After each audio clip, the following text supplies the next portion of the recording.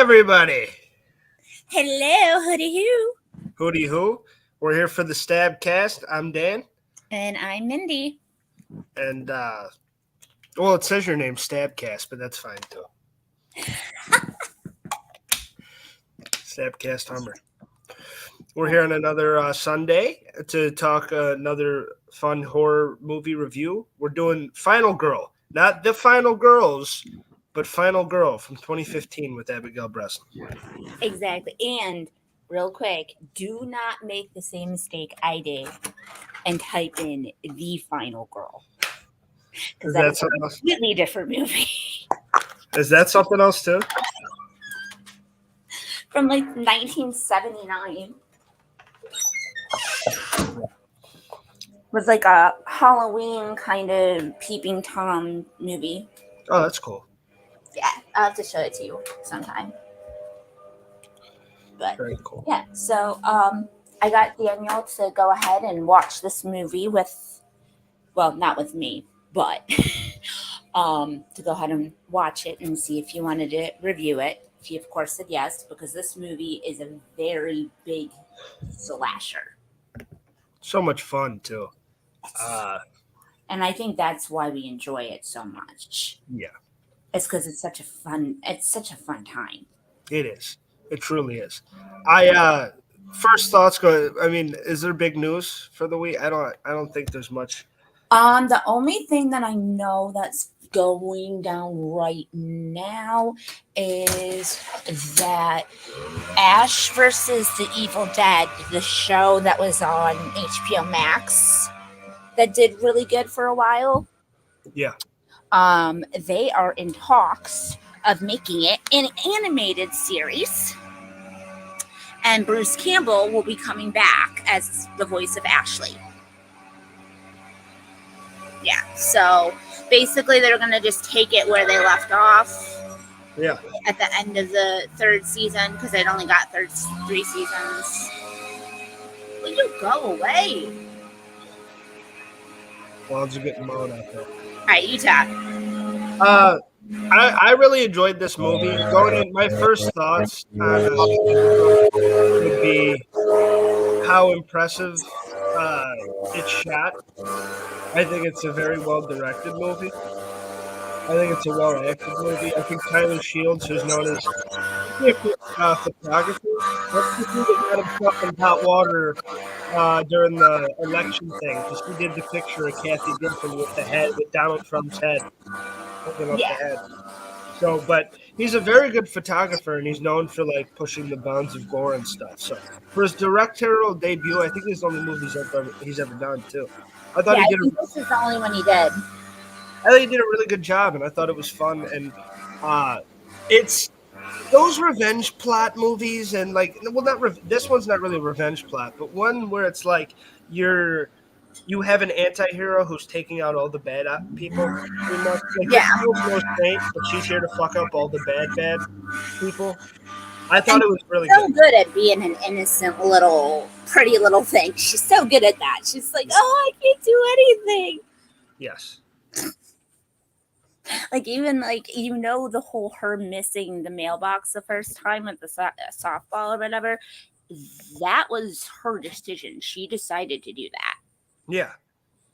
Because it made more sense and it made her look a little bit more helpless. It did. And the thing, well, she did seem helpless, but it also seemed about 20 minutes in, it's like, okay, she's going to fuck everybody up. And it never seemed for a second that like Danny was going to get the upper hand on her or something. Like the only one I ever thought that was going to give her a good fight, and it actually really underwhelmed me, was Jameson. Yeah. I thought he would put up a better fight. Yeah, but the ending is perfect with him. The ending is perfect. It's great, honestly. It's a love letter to the horror genre. It is a great job of showcasing that madness and the evilness that was him and his friends. And it showed basically the ghosts getting revenge. Yeah. Yeah, 100%. And it's one of those deals to where there's no twist. There's no big. It's very straightforward from the jump. William meets up with her and he's like, "Hey, I got a job for you." When she's a baby, she's like 5 or 6 years old. He kind of groomed her for this, and then she goes out in the wild. You know what she's going to do. You know what her job is, and she does it to perfection.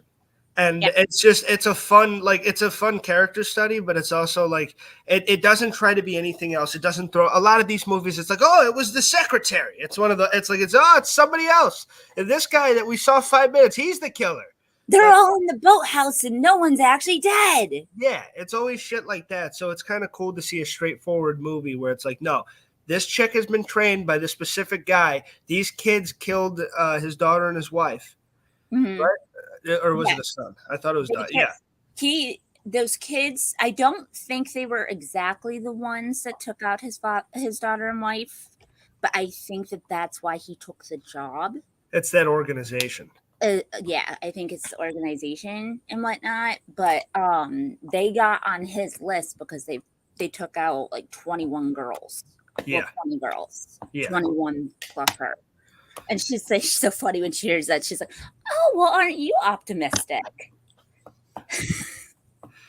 And I will say right off the jump here, which, by the way, we have episodes where we kind of go through the plot, and it's a lot of, there's a lot to delve into. What we said is the plot right there. That's the movie. And then it's her killing all the dudes, and them hallucinating off the drugs she drugs them with. Well, what she does is she mixes DMT, which basically I guess it makes cough syrup look like Kool-Aid. I don't know. Something like that. I really don't know. I've never had that drug. Yeah, I'm not a DMT guy. I can't tell you much. Mixed with that along with the true serum chemical, which I don't remember because I'm not a science person. But she, first her trainer, Will, did the experiment on her first because he's like, look, if you're going to be running through the woods and these boys are going to be on this cocktail, like, you need to experience what's going to happen. Yeah. And what an intense fucking, it was just very intense. Yeah. I was like scared for her at one point because I really thought like he killed her for a minute. And then like he splashes the water on her face and it's like, oh, thank God she was just hallucinating. Yeah. But what I was going to say is obviously the highlight performance, obviously the person, we always talk about who put this movie on their back. Who's the performance that leads the pack? Obviously it's Abigail Breslin. And she is somebody who I've pretty much followed her entire career. We both have. We've seen pretty much every movie. She's the little girl from Little Miss Sunshine. Isn't she? She has to be, right? Yeah. Yeah. She's the girl from Little Miss Sunshine. She's evolved into this big Hollywood actress that's done some cool shit, some great movies. This is more of an underrated one that not a lot of people saw. I don't even know if it got a theater release. Yeah. But she was also with Ryan Reynolds in the 2005 version of Amityville Horror. Yeah. My favorite, as far as horror, I know it's more comedy, but Zombieland is one of my favorite movies that include her. And her is the little adorable one, and Emma Stone fucking people over with her. Like that was a great combination. In Arkansas. I love it. Yes. But she has the chops, and she did the damn thing here. And she, like, as far as something like that. And how many of these things that we've seen with badass women to where the believability level and I love a strong female lead that kicks fucking ass, takes names, and she's interesting, she's fun. You really want to keep like a female John Wick. I'm all for it. And then we have poor Agnes. But sometimes, and that's poor Agnes is a good kind of representative of the other side because then you have movies that kind of get up their own ass a little bit with it. And in my movie, that kind of falls into that category. You got the movies to where it's like, oh, she's the biggest genius. She rules the world. It's like that. She's not that fucking bright. And it's like this one, it even puts her in some situations to where, oh, she might get got. Even though the whole time you're like, no, she's going to prevail and beat these motherfuckers up. Exactly. And he tells her too, like when she's out there training in the very beginning, she has her standing on rocks barefoot. And he's like, you need to know what it's like to be cold, wet, dirty, and not be able to feel your feet. Yeah. And she's like, why can't I just shoot him? And he's like, oh, you want to shoot him? Okay. And he turns away from her for a second with the gun. And then he's like, here, shoot me. And he hands her the gun. And she's like, I'm not going to shoot you. And he's like, you don't have to kill me. Just wound me. And she's like, okay. So she goes to shoot him, and she finds out that he took the bullets out of the damn gun. Yeah. And he's like, you want to know what a gun is without any bullets? A paperweight. Yeah, it doesn't mean shit. And it worked, and I the boys worked too. Daniel, Nelson, Jameson, and who's it? Shane.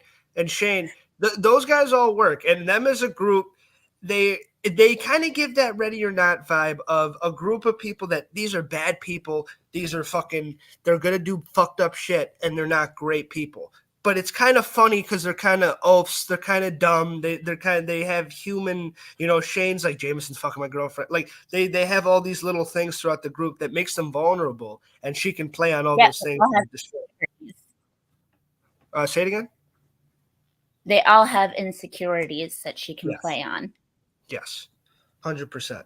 And she does, and with the drugs, it works perfectly. And she can kind of play on all those and prey on them and then kill them using that. And it just works. I don't know what Daniel's problem with little teddy bears or fucking big, whatever the fuck that thing was. Yeah, pandas. Yeah.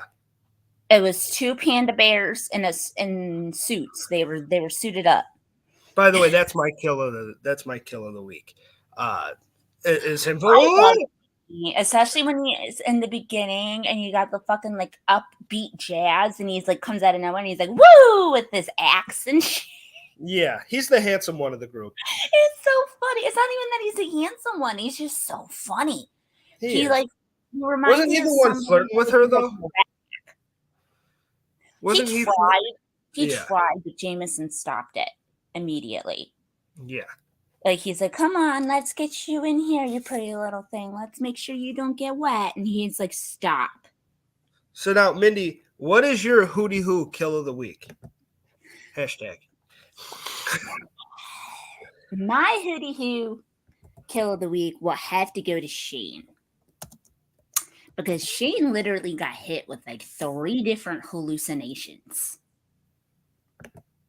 And then he still fought.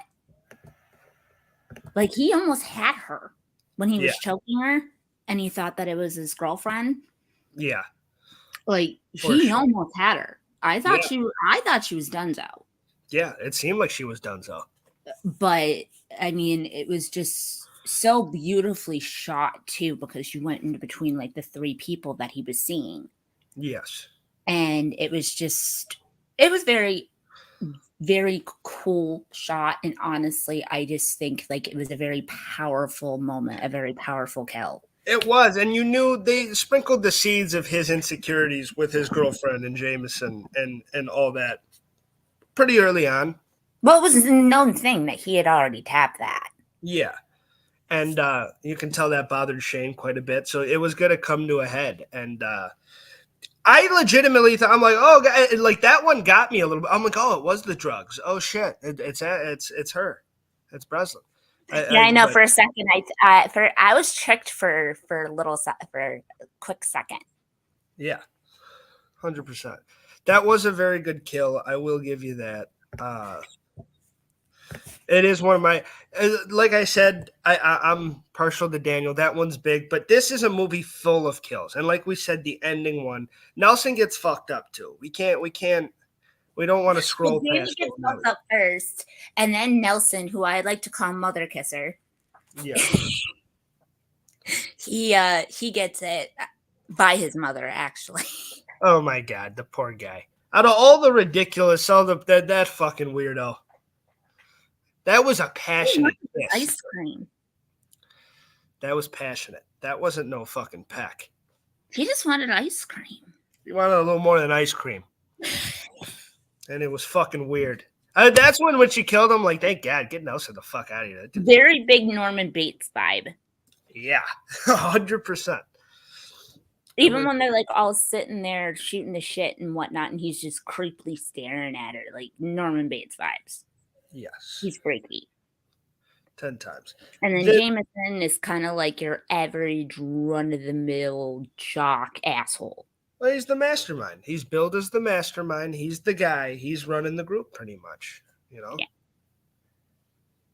So after she agrees to meet them and whatnot, and they get her in the car and everything, they play a little round of baseball with some mailboxes, which she pretends that she can't do it, but then she does it. And then they bring her to the spot where they're going to hang out. And she's like, why is it just us? I thought you guys had other people coming. Yeah. And they're like, oh, yeah, they'll be here soon. They're to die for. And, like, they didn't think that she knew, but she knew the entire time what they were doing. Yeah. Oh, she knew. And it was hilarious because every once in a while you'd hear her go, so where are the other girls? Yeah. Where are we going? So, it's like they wanted her to shut up so bad, but she just kept on asking questions. Yeah. And they decided to keep her around for a little bit longer, and then they take her to the woods to play Truth or Dare. And like she's like, oh yeah, but let's take a drink first. And it's like, oh, you bitch. Yeah. And then you see her back in her little fucking man cave that her and Will have preparing the hallucinogens. And it's like, oh, fuck. Yeah. Jameson didn't drink. Jameson didn't drink until the end when she made him. But yeah, she knocked his ass out and poured it down his throat. But yeah, I think she played the damsel in distress card perfectly until it was time to flip the switch. When she got the die dare, she's all scared. And then us as an audience is like, when is it going to happen? When's she going to start fucking these guys up? And she does. When she passes the tree, she like gets her hair up. Like the belt's immediately off her. She gets her hair up, and it's like, oh, she's ready to go. Yeah. They are in a lot of trouble. Yeah. And they were in trouble. And we talked what happened to the three other gentlemen. Jameson was a bit, to me, I think we gave her kill of the weeks, but Jameson's right up there because he got fucking destroyed. And when that scene is my favorite scene in the movie. Even if it's not my kill of the week, it's my favorite scene in the movie of him standing there. And just the way it's shot, just the kind of like, not a gothic background, but a very like a trippy LSD background, and him with the fucking noose on his neck and all the ghosts just coming up. And then the one in particular. And it just, and then it's her. And it's just, and the way his neck's, it's like, oh my God, it was beautiful fucking cinema. Yeah, honestly, they kind of tried to do this way back in like 99 with that movie The Haunting. Yes. They tried to do that kind of thing with the ghosts coming out and whatnot, but I don't think it was that good compared to this one. Yes. I think this one they did it just right. I mean, it easily could have been hokey. Yes. Very easily. They took a very big risk because, I mean, if you think about it, in the beginning of the movie, who do we see? Her and Will. That's it. And then in the middle of, and then like about 15 minutes in, she meets Shane's girlfriend. Yes.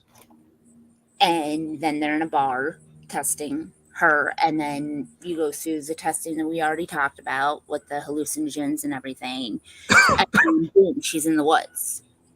She was in the woods. So if there's one thing this movie does very well, is its pacing. Yes.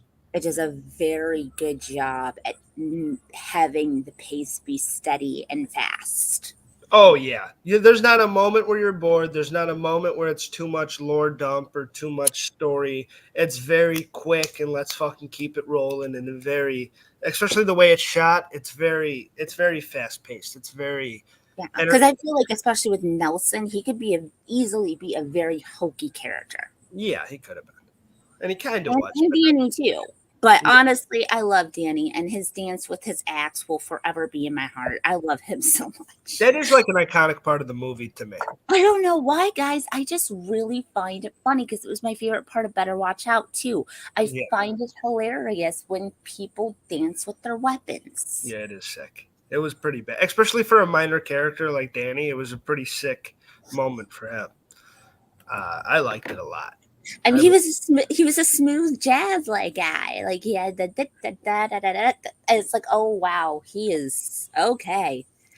I gotta say though, for any young woman that's a hired assassin, and any woman that goes out and kills a group of boys, and then I think the best celebration of all time is to meet with your employer and go get pancakes. I think that's the best way to celebrate a hard night's work. For her. Oh. You put that cream on. You put cream on it.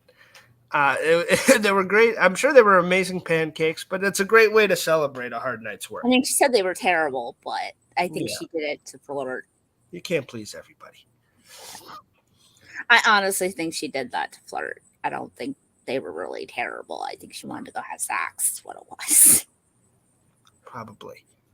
Which that relationship is, we don't. It was a little weird. Your business. That was a weird part of the movie, but it didn't take too much of it, so it didn't bother me. But it was a little like, why does she like this guy this much? I feel like if he would have been there the whole time, like even just watching her, I think it would have been a completely different dynamic of a movie. 100%. And I think it may have it might have actually ruined it if they went with it that way.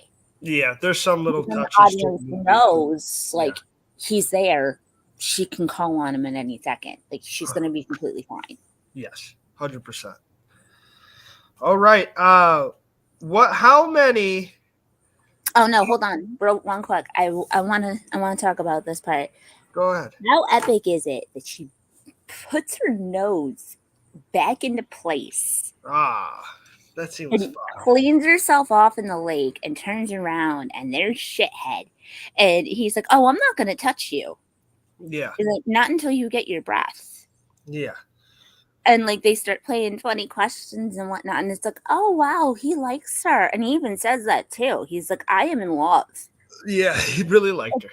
And she's like, "What?" He's like, "Will you marry me?" And she's like, "What? So we can go all over and murder people from town to town?" And he's like, "That sounds terrific." He wanted it bad, yeah. He's like, "You did a great job tonight at the end of the day. I mean, you fucked up my boys, but you did do a hell of a job." But I loved how he was like, "Would you mind telling me how you had all three of my friends fucking in the forest? Because they were losing their shit. So what did you give them?" And then that's when she told him, and he's like, "Oh, okay." Yeah, she didn't fuck around. And then they went blow for blow, and I think it was really good. It was really well shot. You couldn't tell the difference between the stunt people and the actors, because unfortunately, that's something when you're doing hand-to-hand combat filming, that's very hard. Yeah, it is. To pull off. And I'm only saying that from personal experience. I had a couple of times I've had to do fight choreography on stage, not in front of a camera or anything. And it's the same thing. Like, everything is very methodical. And if you miss one little thing, you could win the project or get hurt. Yeah, exactly. That's the most important thing. Safety. Yeah. And I also liked how brightly lit this movie was. They used their lighting to their advantage. Yeah. 100%. But go ahead and say your ending marks now. How many psychotic hit women? How many 50 or how old is she? How many hit women would you give this out of 10? How old is she, Daniel? I think she's only like 2 or 3 years old, younger than me. I mean, in the movie. In the movie, it's 2015, so it was about 10 years ago now. Yeah. So The boys are 17, so she's around their age in the movie. Yeah, she's that. Yeah, I believe she's like 17, 18, something like that. How many hit women, how many little killer women out of 10 would you give it? Just because of how fun it is, I would have to give it a 9. Just because it's easily watchable for anybody. Like, you can take it seriously, you can have a party, you can do like a drinking game through it if you wanted to. Yeah. Like, it's very well-rounded of a movie, and it's hard to find something like that, especially these days, because everybody's trying to do that these days. So to find someone that actually did it and did it well, Yeah, is impressive. it will be 100%. So what do you give it? I would give it an 8.7. I thought it was incredibly solid. I think that there's not much bad I can say about it. It was a fun movie. It's hard with these horror movies because again, it wasn't scary to me. It's something that did not I as a horror We're movie. kind of desensitized to that. I know, but I don't think they were trying to scare anybody, Mindy. I think they were just trying to put on a fun movie. Yeah, I think it was more of an action thriller movie, honestly. I think the only reason it got horror was because of the gore. Yeah, exactly. That's what puts it in there. And I don't mind it and I liked it and everything, but at the end of the day, I didn't go away from like, holy shit. I was more like, oh, that was so fun. It wasn't like hot when you're watching it from your Yeah, it's not like the Babadook where it sticks with me. It's fun and I want to watch it again like after some beers. But besides that, but I would give it an 8.6. I thought it was a very fun, entertaining time. You want to know what we're doing next week? Of course. Well, first of all, for everybody who's a fan, like and subscribe to the YouTube for the StabCast, and also check Mindy and I sometimes sporadically show up on the TikTok. We'll have that at the bottom here. Make sure to follow that. And next week, we've done this somewhat back in the day, but now that we're on YouTube, we're on new grounds. We have a new path. So we're going to sort of do this. I don't know if we actually did this before, something like it. We're going to do a top 10 list, and we're going to do mine and Mindy's individual. We're going to do our top 10 underrated movies of all time, underrated horror movies of all time. It's got to be horror. And underrated. So that's okay. So there we go. Underrated in our maybe it bombed. Maybe people didn't like it. Maybe it was misunderstood. But as long as we thought it was the Tits McGee and we really liked the movie, it's underrated to us. I love you very much, but I will not watch. I Will Always Know What You Did That Summer again. Well, that's not underrated. That's just bullshit. That's not underrated. That just sucks. That was the worst trilogy ever. I know. They make people pay for that. The second one wasn't bad with Brandy. The second one's actually pretty good. Kevin actually watched the second one. I know he liked the second one. He told me that. Because he forgot that he told you, because he told me last night. He was like, wait a minute, was Jack Black on the second? Like, I know Summer, whatever, the one that Buffy was in. And I was like, he was in the second one at the resort. He was a stoner with dreadlocks. Yeah, Buffy was in the first one. No, right? Like, Buffy was the first one. Yeah. But, all right, guys. Hootie hoo. Hootie hoo. We'll see everybody next week. And it was a great spooky Sunday. We'll see everybody next time. All right. Bye, guys. Bye-bye.